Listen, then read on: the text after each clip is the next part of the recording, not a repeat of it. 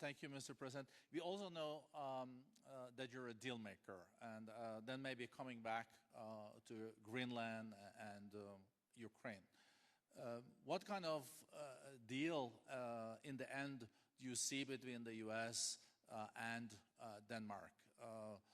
Because, you know, I guess you see it now as a negotiation going on, or? Well, it's costing Denmark hundreds of millions a year to run it. And Denmark's a small country and wonderful people. But, you know, it's very expensive. It's a very big piece of ice. And it's very important. I mean, I don't want to repeat the speech, but it's very important that we use that for national and international security.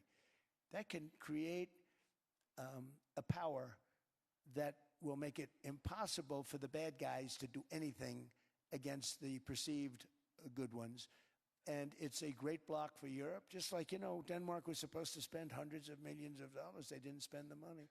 They didn't spend anything, almost. And we'll see what happens. I just say this. NATO has treated the United States of America very unfairly. We never asked for anything. We never got anything. We actually took care of the needs of NATO for years and years, which I felt was always unfair. So I got NATO to pay because they're rich countries. But I think it's time that NATO step up. We're helping them with Ukraine. Without us, I think Putin would have gone all the way. I think we have it.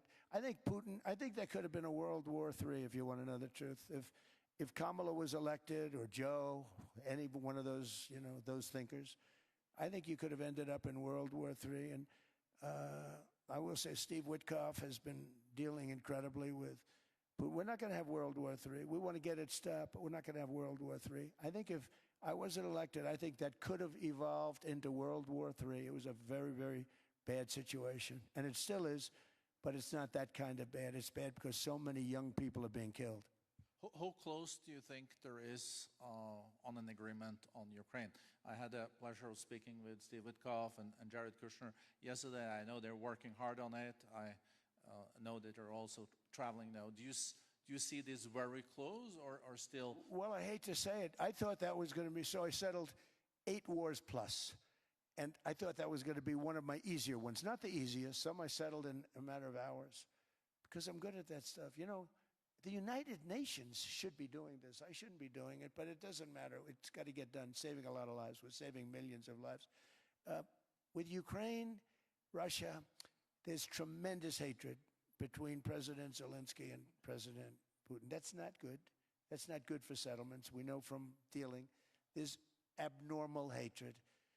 With that being said, I think Russia wants to make a deal. I think Ukraine wants to make a deal. And we're going to try getting a deal done. We're getting, I think, Steve, I think I can say that we're reasonably close.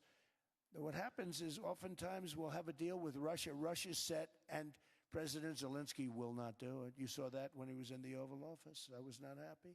And then we'll have President Zelensky wants to make a deal, and Putin doesn't want to make the deal. It's a very difficult balance, and it's big time, and it is, you know, to use a word, it's a bloodbath. It's horrible what's happening. It's a drone war. The drones are killing, you know, thousands of people a week, thousands. We have to get it stopped. So I believe they're at a point now. I'm going to meet with President Zelensky later today. I believe they're at a point now where they can come together and get a deal done. And if they don't, they're stupid. That goes for both of them. And I know they're not stupid. But if they don't get this done, they are stupid. So I don't want to insult anyone, but you got to get this deal done. Too many people are dying. It's not worth it.